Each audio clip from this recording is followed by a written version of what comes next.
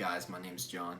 So I just want to share a testimony that I went through in my life, pretty much how I came out of being basically an atheist, agnostic, whatever you want to call it. My brain didn't have a grid for God's existence. It didn't make sense to me at all. I was caught up in evolution and the age of the earth and universe and just all this stuff, that you're taught to believe in. I was really just getting into it around middle school, and then by the time I was in high school, I was just completely lost. I had no grid for God's need. I actually thought that Christians were stupid and a waste to society, hindering progress, basically, is what it was. But at the same time, I still thought, if there was enough existence for God, just as science shows, with enough evidence for something, why should we hold on to what we believe? We need to go after what's true. And so when I was in my sophomore year of high school, my mom pretty much made me go to this youth group.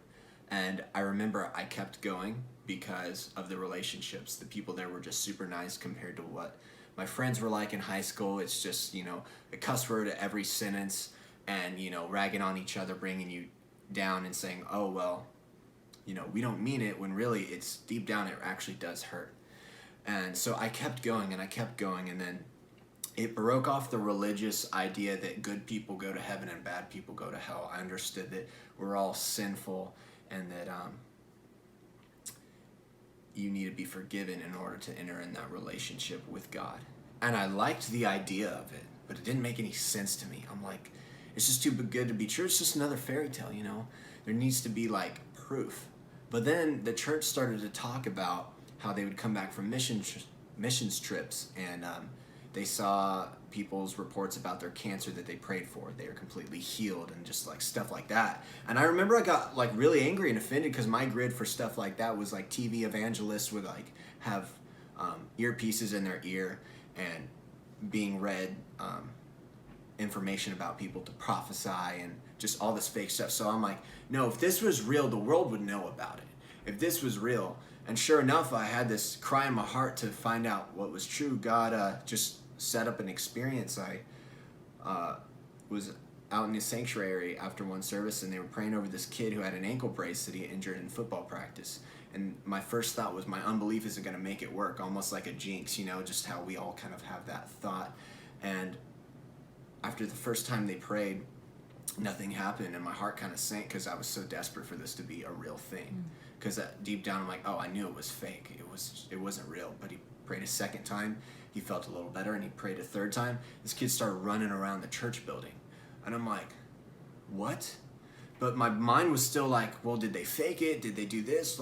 What was the gain to get out of it? I was still I couldn't get a grid for what was happening. And I remember when they talked about coming up for the altar call of salvation, my legs would shake uncontrollably.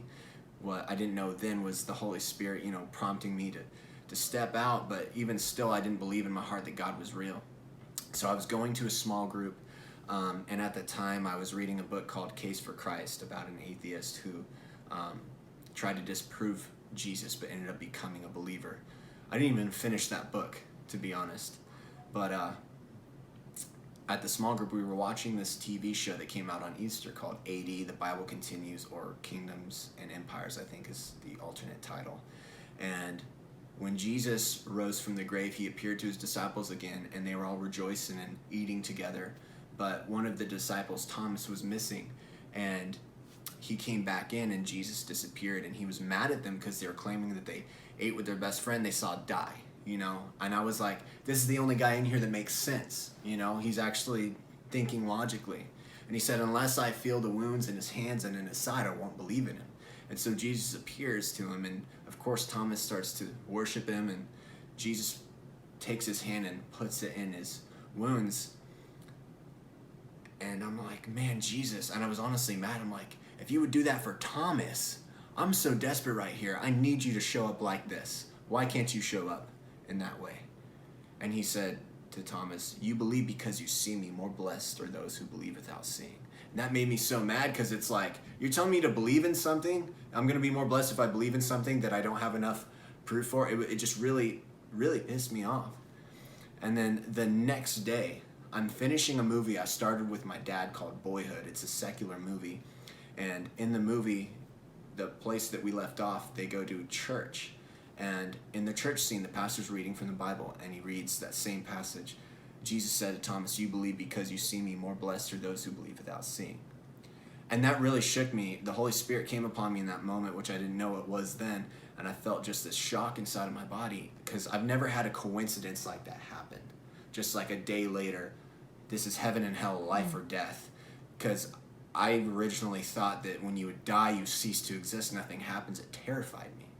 But I had an unnatural desire to even want to do good in my life. I'm like, why do I have that?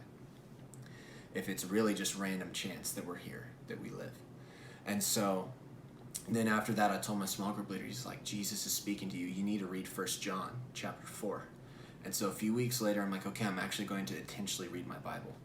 And it was always so awkward for me to pray. It was so weird. There was such a block. And I know now that was like the enemy just putting that on me, saying it's stupid, you know. And so my mom picked me up. I grabbed my things from my dad's house. I forgot to grab my Bible, which was interesting. So she didn't turn around to go back. She said, you can just use my Bible. And that verse where Jesus said all those things to Thomas was John 20:29. So when I opened the Bible to the table of contents to read where my small group leader told me to read, 1 John, the page number was 20:29. It was that same verse where it was just a smack, and it literally shook me so much. And in that moment, something transformed in my mind where I could finally have faith and say, oh my gosh, Jesus, you're real. And then after that, I took more steps of faith, and God showed up. And because I gave my life to him, he started to do miracles through me, because that's a promise as believers. Signs, miracles, and wonders will follow you when you preach the gospel.